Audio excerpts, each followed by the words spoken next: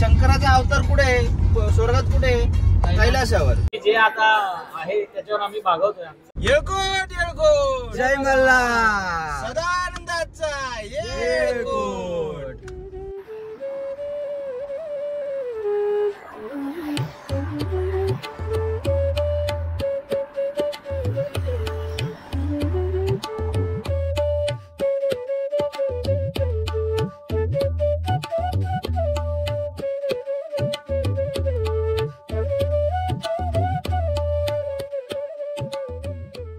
Good morning आणि नमस्कार मित्रांनो, मी नवजोत शिरसाट स्वागत करते तुमचा पुन्हा एकदा तुमच्या आमच्या सगळ्यांच्या आवडत्या चॅनलवरती मालवणी ट्रेकर.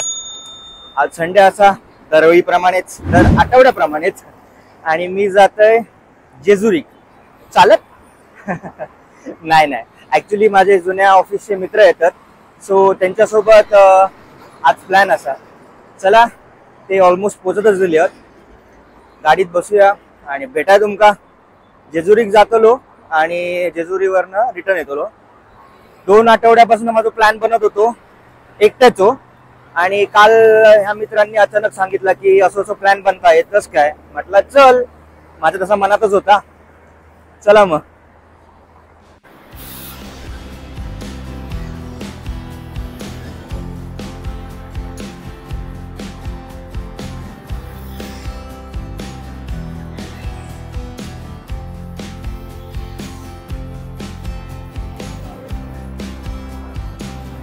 सवारी आपली आलेली आहे. सनराईज. अरे याला कोण यायचं का नाही रे? सनसेट बसते.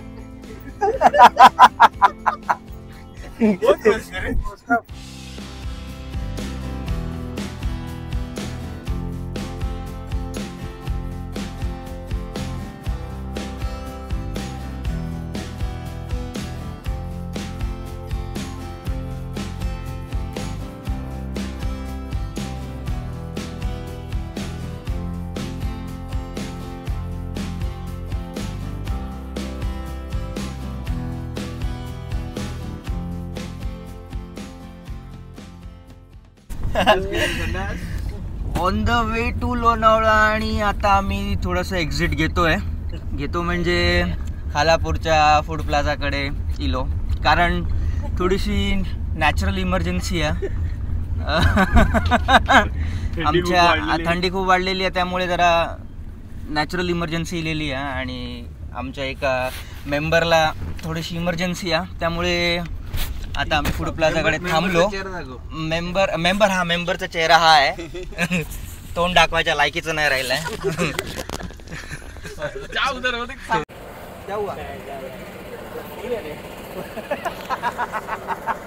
फुल आहे.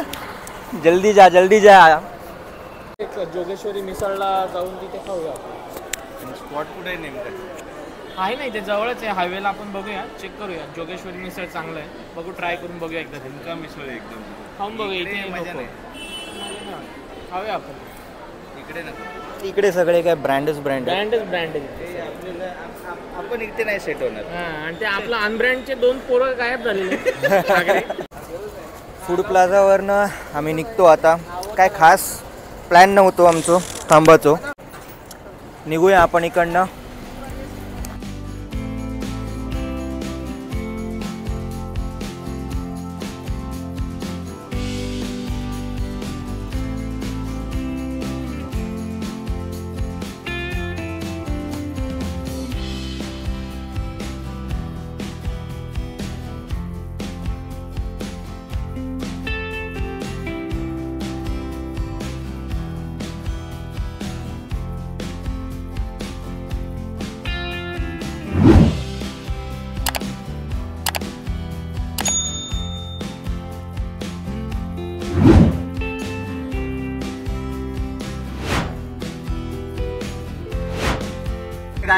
गाडीच्या मागे बघ. ती वेडी विचारते मला, गर्लफ्रेंड आहे का तुला? कसं सांगू तिला की गाडी पुढे काहीच सुचत नाही मला. वा वा.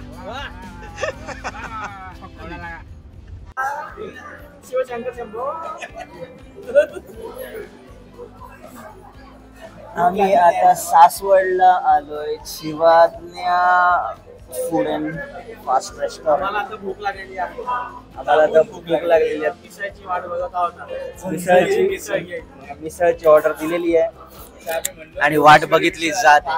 गेलो होतो आम्ही जोगेश्वरी मिसळला. हो जोगेश्वरी मिसळ. पण आम्हाला जोगेश्वरी मिसळ नाही भेटला. तो नाही आहे अस्तित्वात. शेवटी जे आता आहे त्याच्यावर आम्ही भागवतोय. आमचं पोट भागवतोय. हे पण अप्रतिम.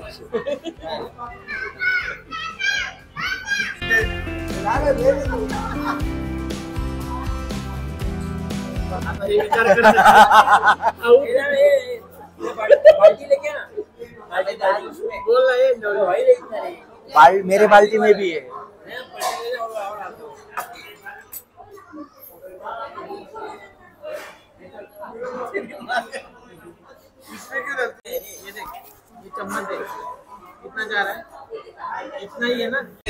कुठला माझा चेअर आता कशाला घेतोयस?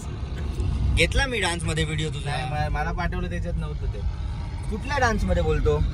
ते गाणं लावलं होतं ना आपण कधी? आता मगाशी. अरे त्याच्यात आहे तू. जरा जरा जरा दिसतोय तू. जरा जरा. हॉटेल शिवाज्ञा मधून आम्ही आता मस्तपैकी मिसळ खाऊन निघालो. झणझणीत. मॅप वर क्लिक कर. मिसळ कशी होती? एक नंबर. मिसळ मस्त. मिसळ मस्त होती. काय rating? 10 10 out of 8. 8 out of 10. 8.5. 8.5 चांगली होती. नाही असं नाही. आणि पाव तर मस्तच होते. पावला 10 पैकी 10. पावला 10 पैकी 10. मस्तपैकी नाश्ता करून आता आम्ही आमच्या प्रवासाला पुन्हा एकदा सुरुवात केलेली आहे. आणि नेक्स्ट स्टॉप डायरेक्ट जेजुरी. येळकोट येळकोट. जय मल्हार. सदानंदाचा येळकोट. चला भेटूया तुमका डायरेक्ट तिकडे गेल्यावरती. श्री मार्तंड देवस्थान जेजुरी. दम लागला दीपक? हो दम लागला. थोडा दम लागला. आपला भारत देश हा सण उत्सवांचा आणि विविध रंगांचा देश आहे. कोणत्याही उत्सवात हळद कुंकू हे सगळ्यात महत्वाचे भाग असतात. पूजा करताना ही देवाला सर्वप्रथम हळद आणि कुंकू वाहिले जाते.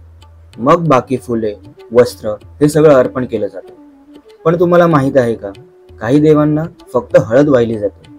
हळद कुंकवासोबत येते तेव्हा ती हळद असते, पण जेव्हा ती उधळली जाते तेव्हा तो भंडारा होतो. तसंच जेजुरींच्या खंडोबांसाठी भंडारा उधळला जातो. ठिकठिकाणी पालख्या निघतात तेव्हा सुद्धा भंडाऱ्याची उधळण केली जाते.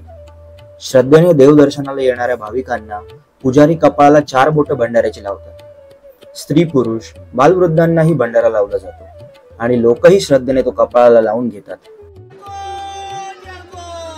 जेजुरीचा खंडोबा लाखो भाविकांचं आराध्य दैवत आहे. पुण्यापासून 1.5 तासांच्या अंतरावर असलेलं जेजुरी हे गाव म्हणजेच खंडोबांचं अत्यंत जागृत स्थान आहे. 9 लाख पायरी असलेला हा गड सोन्याची जेजुरी असा ओळखला जातो. या जेजुरीत भंडारा उत्सव वर्षातून 3 वेळा साजरा होतो. त्यावेळी संपूर्ण गडावरती भंडाऱ्याची उधळण केली जाते. त्यामुळे सर्वत्र पिवळ्या रंगाच्या छटा पसरतात. अगदी आकाश सुद्धा पिवळं धम्मक होऊन जातं. ही रंगछटा अगदी सोन्यासारखी दिसते, म्हणून जेजुरीला सोन्याची जेजुरी असंही म्हटलं जातं. हा भंडारा उधळताना भाविक येळकोट येळकोट जय मल्हार असाही गजर करतात. मल्हार हे खंडोबांचंच एक नाव. मनी आणि मल्ल या 2 दैत्यांचा पराभव केल्यानंतर देवाला इकडे मल्हारी म्हटलं गेलं. खंडोबा हे भगवान महादेवांचंच एक अवतार मानले जातात. खंडोबा हे नवसाला पावणारे देव आहे. खंडोबांना भंडारा का प्रिय आहे याची अशी आख्यायिका सांगितली जाते की एकदा रात्रीने भगवान शंकरांकडे आपल्या काळ्या रंगासाठी नाराजी व्यक्त करून आपला स्वीकार करावा अशी प्रार्थना केली. तेव्हा भगवान शंकरांनी तिला वरदान दिले की मी जेव्हा मार्तंड भैरवाचा अवतार धारण करेल तेव्हा तुला मस्तकी धारण करेन. त्या वरदानानेच रात्र हळदीच्या रूपात पृथ्वीवर जन्मली आणि मणिमल्ल्या दैत्याचा संहार केल्यानंतर मार्तंड भैरवाने हळद अर्थात भंडारा मस्तकी धारण केला. सर्व देवांनी त्यावेळी भंडारा उधळून आनंद व्यक्त केला आणि यासाठीच जेजुरीत भंडारा अर्थात हळद उधळली जाते. चला तर मग तुम्ही पण माझ्यासोबत म्हणा येळकोट येळकोट जय मल्हार सदानंदाचा येळकोट. दुसरे कैलास शिखर म्हणजे शंकराचा अवतार कुठे आहे? स्वर्गात कुठे आहे? कैलासावर. मग मृत्यू लोकी दुसरे कैलास शिखर म्हणजे पृथ्वीवरचं दुसरं शंकराचं स्थान. आणि ते वरती जे दिसतं ना तुला, वरती पण मंदिर आहे एक छोट, ते दसऱ्याच्या दिवशी उघडतं. जिथे आपण गेलो ते बंद होतं ते. आपण गेलो ते बंद. वर नाही ते नाही, वरती म्हणजे आपण आतमध्ये गेलो ना, देवाच्या वर एक वरती जो कळस आहे ना, तिथे छोटं मंदिर आहे, तिथं पिंड आहे. त्याचं दर्शन फक्त दसऱ्याच्या दिवशी होतं, एकच दिवस. काय मग झालं का दर्शन? मस्त एक नंबर दर्शन झालं. दर्शन झालं. गर्दी भयंकर होती, परंतु आम्ही पास काढल्यामुळे दर्शन झालं. आणि आता आम्ही निघालोय अष्टविनायकातल्या पहिल्या गणपतीला, मोरगाव मयुरेश्वर. समजला? आमचं दर्शन प्रॉपर झालं मस्त पैकी. आम्ही वरती जाऊन आता दर्शन घेऊन खाली गेलो आणि जवळच 15-20 किलोमीटर वरती मोरगाव असा. आणि मोरगावला काय असं तुमका माहीतच असताना, मोरगावचं मयुरेश्वर, त्याच्या दर्शनासाठी जातो आता. तिकडनं पुढे अजून एक प्लॅन असा छोटोसोच बघूया, तो झालो तर तो पण करतो.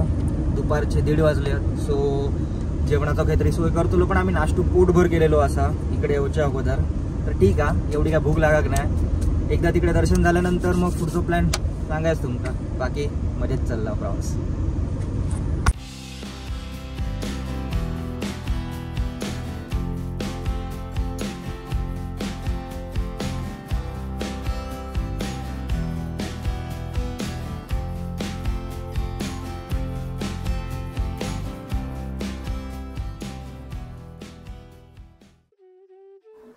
अष्टविनायकातला पहिला गणपती मोरगावचा मयुरेश्वर. पुण्यापासून 55 किलोमीटर अंतरावर असलेल्या पुणे जिल्ह्याच्या बारामती तालुक्यातील मोरगाव या गावी कना नदीच्या काठावरती श्री मयुरेश्वराचं मंदिर स्थित आहे. मोरगाव याचा शब्दशः अर्थ मोरांचे गाव असाही म्हटला जातो. अष्टविनायक तीर्थक्षेत्राची सुरुवात या मंदिराच्या दर्शनाने केली जाते.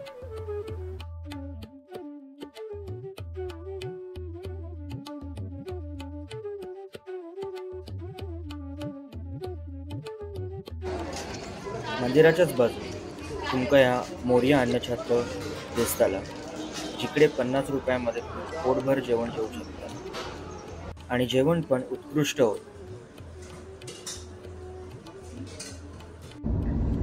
आत्ता जसं तुम्ही बघितलात, मोरेश्वराचं आमचं दर्शन खूप मस्त झालेलं असा.